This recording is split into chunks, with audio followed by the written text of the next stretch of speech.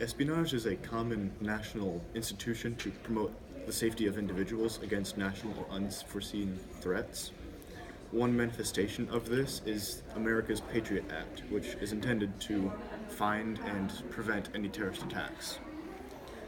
It also gives the government power to collect metadata on people, which is the collection of massive amounts of raw data, such as phone logs, internet logs, and other such things.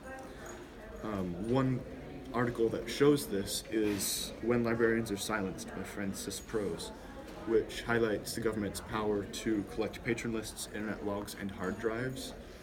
This has created some controversy, though, as some people believe it could be breaching their rights to privacy.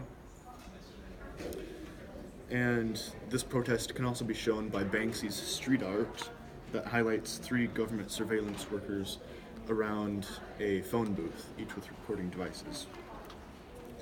This controversy and curiosity led me to my question of to what extent are the NSA programs approved by Americans and how are they protecting them?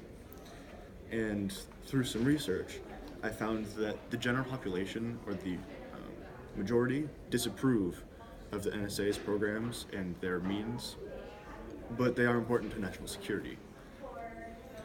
As far as NSA's metadata collection, 54% of Americans in a 2014 survey by Pew Research Center disagree with the NSA collecting metadata, although 42% do agree with this.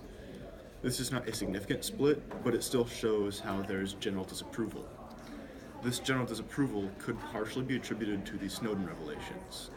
In 2013, Edward Snowden, an NSA worker, released classified information on the metadata collection, which created a lot of public disagreement with the programs. Some of it was misinformed, though, as Michael Hayden, a former director of the CIA and NSA, stated that some media networks and newspapers were misrepresenting the programs, saying that they could do far more than they actually do in practice. With one example being a newspaper with a headline of NSA can collect all of your internet data, maybe, while they only collect minor data as like what sites are reached or they have access to it, and they only search for common themes that may cause some harm or curiosity, as in like searching for bombs and other harmful devices will be flagged and further investigated. Michael Hayden also supports government espionage and points out that in modern times the target has to be different because we're not targeting a nation, we're targeting a concept. And the concept is people who are against us and want to hurt us as American citizens. And he thinks that the programs are necessary to protect American citizens.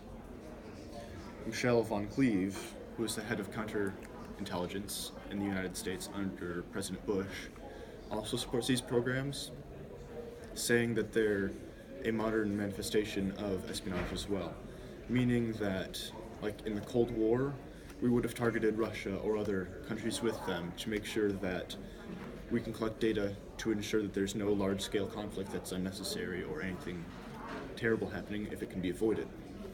Nowadays, the target is terrorists, and they have to target the general population because terrorists can be hiding anywhere. And this is sometimes controversial, but it can also be helpful in that if they're even in a foreign country, the NSA can collect data from United States servers, which even foreign nations can connect to and can extend our reach to prevent terrorist attacks. To respond to many popular concerns to privacy being breached, one solution would be to remove the programs. One of the biggest concerns is not only privacy, but how efficient they're being, the NSA programs. And it was found that in 2015, only 2 cases of metadata collection being vital to a case to prevent terrorism happened. So that's not a very substantial number, and the NSA's metadata was not hugely substantial as far as helping.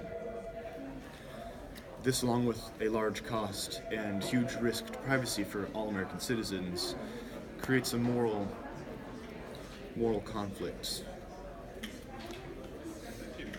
Although it is important to take into account that the author, Casey Hladek, is only an undergraduate, despite the fact that her paper was published in a peer-reviewed journal, so her experience and knowledge may be somewhat limited. A more recommended solution would be to simply reform the programs to further protect people's rights. To do this, it would be best to distance the NSA and the data collection. This could be done by the phone data records, as an example, being pushed to phone carriers. This would distance the data and make it more difficult for the NSA to collect it. The NSA would have to send requests to phone carriers to collect information. This would make a longer legal process and would allow for more opportunity to prevent any misuse of the NSA's power to access personal information. It would also protect people's rights by ensuring that privacy is not illegally breached and that there's a longer, more proper legal process.